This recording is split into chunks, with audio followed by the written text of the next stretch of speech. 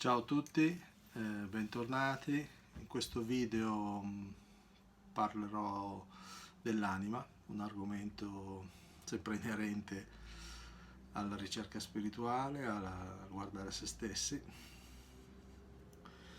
Come abbiamo visto nello scorso video, insomma in generale con questi primi due video, esiste una natura interiore che va appunto alimentata, che ha bisogno di energie. Abbiamo visto che essenzialmente occorre definire un equilibrio tra quello che è la natura esteriore e quella che è appunto la natura interiore, il corpo spirituale. E adesso entriamo un pochino più nel dettaglio di che cos'è questo corpo spirituale, che cos'è questa vita interiore che ogni persona dovrebbe coltivare. Allora, il primo passaggio è quello di parlare dell'anima. L'anima è citata o è riconosciuta un po' nella storia di tutte le religioni e filosofie insomma esistenti. Il termine che utilizziamo noi appunto è quello anemos, essenzialmente dal latino, è anche un'origine anche antecedente, quindi greca, che significa vento, soffio, quindi per sottolineare questa natura, diciamo così, invisibile del corpo interno. Ci sono diverse appunto narrazioni riguardanti un po' quello che è diciamo la definizione religiosa, se vogliamo, dell'anima, ma a me piace ricordare un verso biblico quando nella Genesi appunto viene detto che Dio creò l'uomo, lo creò dalla polvere e gli soffiò nelle narici, dice la Bibbia, un alito di vita, cioè in ebraico è nefesh, essenzialmente è questo uomo vivente, quindi l'anima la possiamo comprendere come uno spirito, lo spirito del creatore incarnato all'interno dell'uomo, cioè l'anima è appunto lo spirito che si incarna all'interno dell'uomo, è questa essenza divina che dà vita interiore e poi anche diciamo fisicamente dà proprio vita totalmente all'uomo.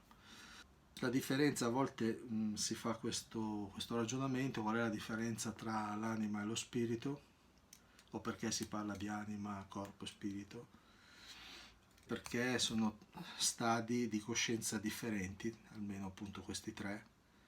Abbiamo il corpo fisico, ne abbiamo già parlato, abbiamo appunto l'anima che è questo spirito divino incarnato nell'uomo e quindi ha una coscienza del divino ma applicata alle cose della vita terrena anche, quindi è lo spirito che vive la dimensione fisica.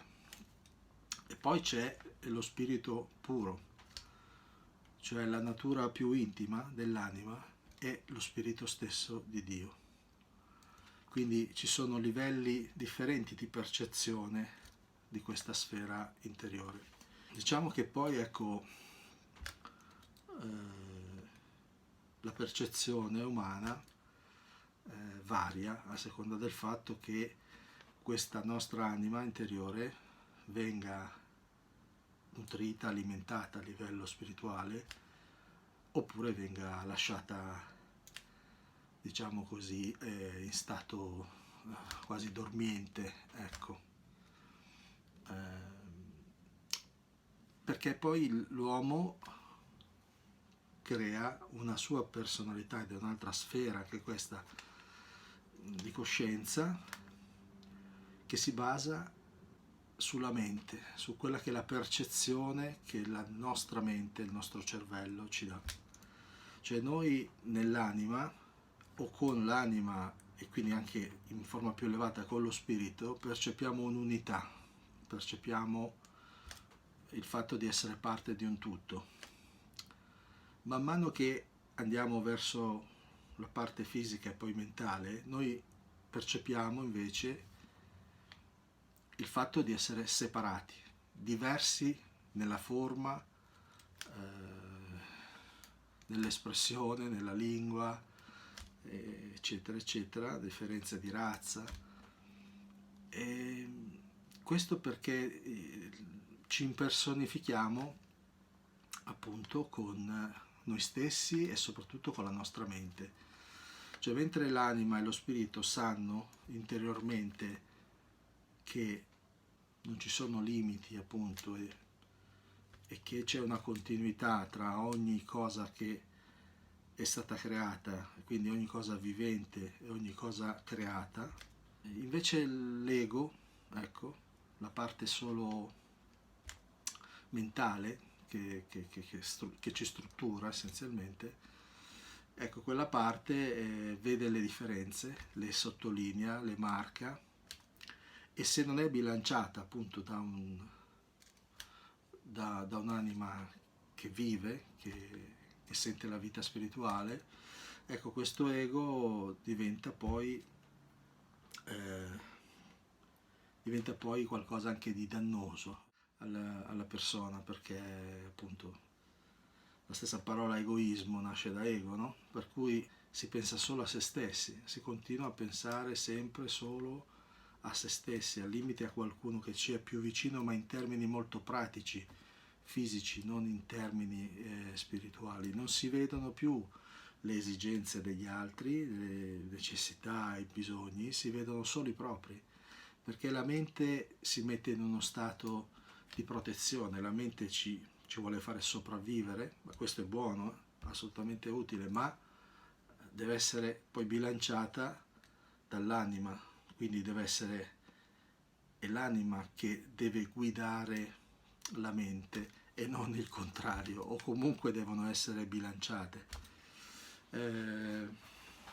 Questa è un po' la sfera, diciamo, che riguarda l'ambito appunto dell'anima. Ecco, questo è il mio modo di vedere le cose, volevo appunto condividerlo. Fatemi sapere se il video vi interessa, se vi piace, fate anche dei commenti e iscrivetevi al canale.